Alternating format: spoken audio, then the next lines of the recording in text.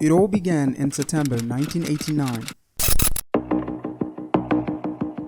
when a U.S. counterintelligence officer, Doug Marchner, reported for duty.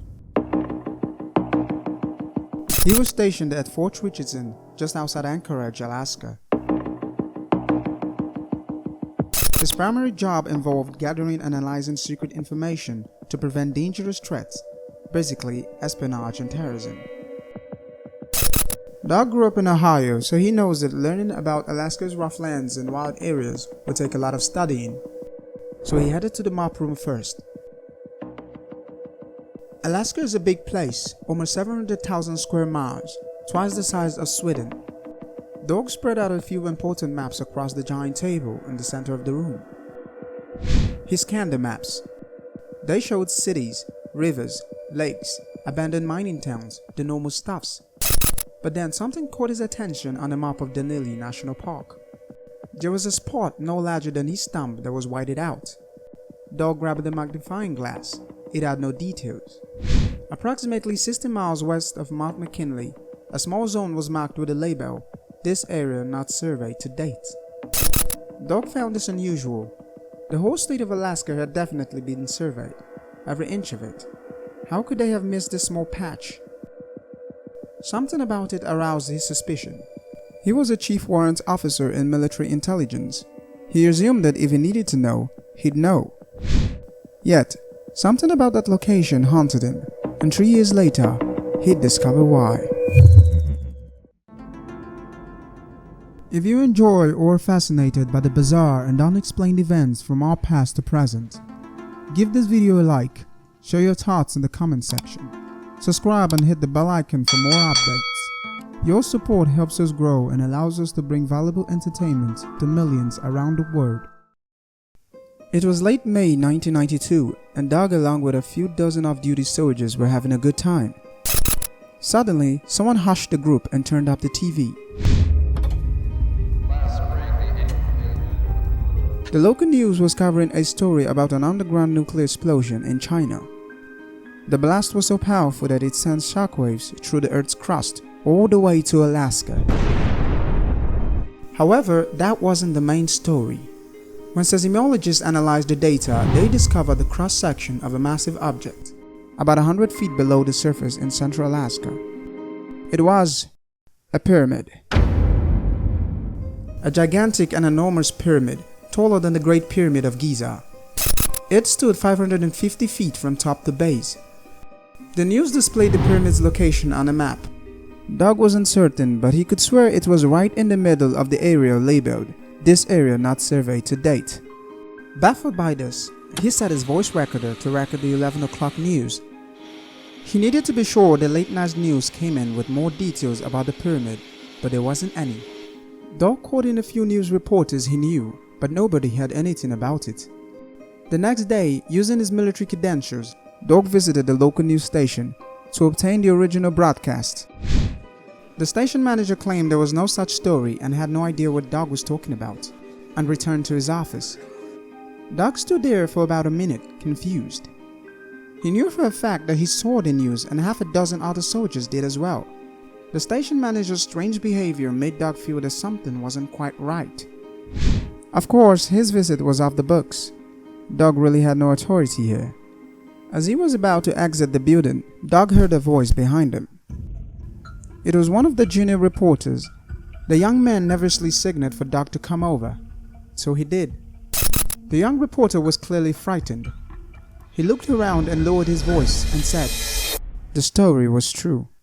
That story about the underground pyramid is real. We ran it during last night's 6 o'clock broadcast.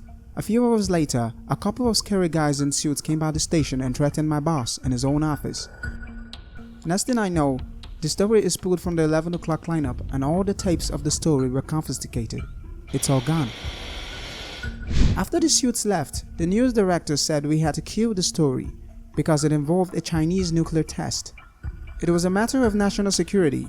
We were told to forget about it. The nuclear test, the pyramid, all of it. Pretend it never happened or face criminal charges. That's all I know. As an experienced intelligence officer, Doug knew he shouldn't press the issue with his superiors, so he didn't. But he was annoyed and restless. Dog continued his normal duties at Fort Richardson for about a year, but still couldn't get the pyramid off his mind. All efforts to get more information failed until he was transferred to Fort Meade in Maryland, a home of National Security Agency, and this place would provide an opportunity. In 1993, Doug Muchler was transferred to Fort Meade, Maryland.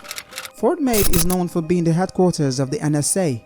Fort Meade was also home to a giant warehouse of files. It was a giant archive of government and military activities, and much of it were top secret. It was Doug's last hope of uncovering official documents about the Dark Pyramid.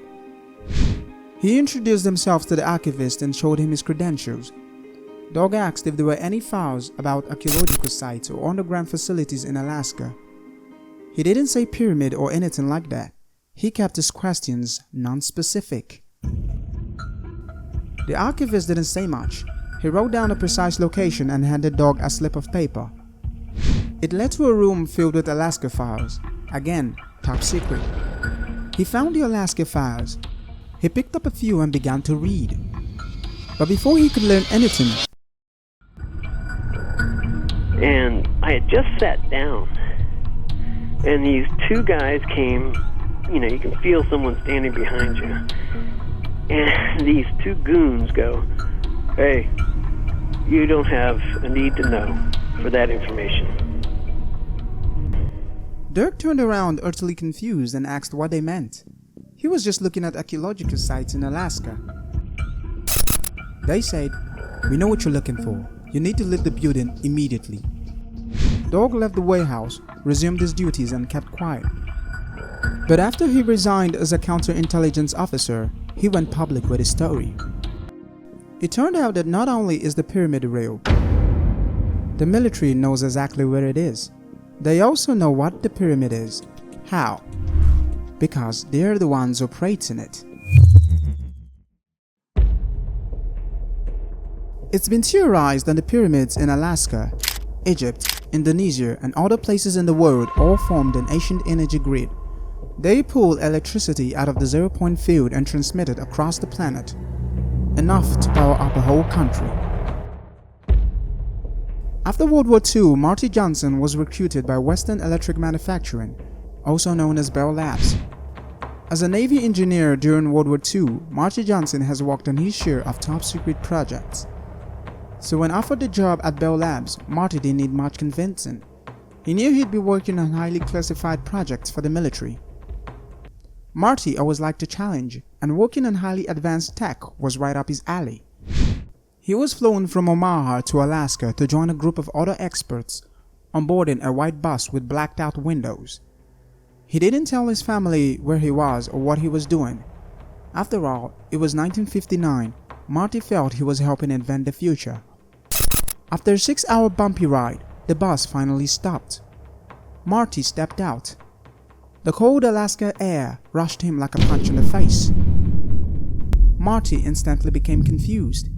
There was nothing here, just ice, snow, and mountains. Then he heard a shout from up ahead. 2 men in uniform stood next to what looked like a concrete shed in the middle of nowhere. The group shuffled into the shed. The officers came in last and closed the door, and everyone sighed in relief. The cold wind was already taking the fun out of this adventure. One of the officers told the group to grab the rail and hold on. He then yanked a metal gate across the door and pushed the button. With a quick jerk, the platform began dropping. As the elevator descended, the temperature warmed up a bit. After a while, Marty realized they'd been going down for a long time. The elevator finally stopped. The officer opened the gate and gestured for everyone to step out. Marty followed the group out into the hallway. It looked like every military office he'd ever been in. While moving, they passed plenty of doors, so Marty thought this place must be bigger than it looks. The doors had no names, only numbers. Clean, simple, efficient, definitely military style. The officer in front announced that they would get to see the project before starting their 4-week orientation. Finally, Marty thought. After making a few turns here and there, they reached the end of the hallway. They were standing in front of a huge steel door. which had to be 15 feet high and wide enough to drive a car through. The officer grabbed the phone receiver off the wall and spoke into it. A minute later, there was the sound of metal on metal, and the door began to slowly swing open.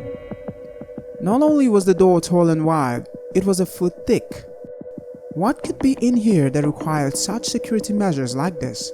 Marty was curious. They walked through the door into a giant cavern. Then Marty saw it, and everything else made sense. The blacked out windows, the secrecy, all of it. The security officer proudly announced, "Gentlemen, welcome to the Dark Pyramid." After Doug Muchler went public with his story, he contacted Linda Moulton, an award-winning investigative journalist into aliens, UFOs, and conspiracies for a long time. When Doug emailed her, she requested for copies of his ID address and phone number, but most importantly, she wanted a copy of his DD-213. Now, DD-213 is a certificate from the US military used to verify everything about your service: the date and place of duty, date and place of release assignments, rank education, specialty, medals, everything. Doug Muchler did produce these documents to prove he was telling the truth.